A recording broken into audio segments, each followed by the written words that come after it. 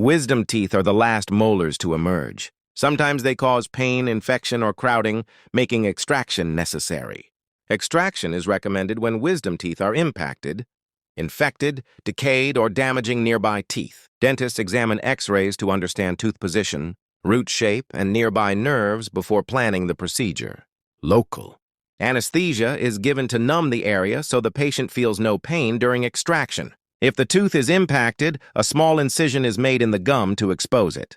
The tooth may be divided into sections to allow safe and controlled removal without damaging surrounding bone. After removal, the area is cleaned and stitches may be placed to support healing.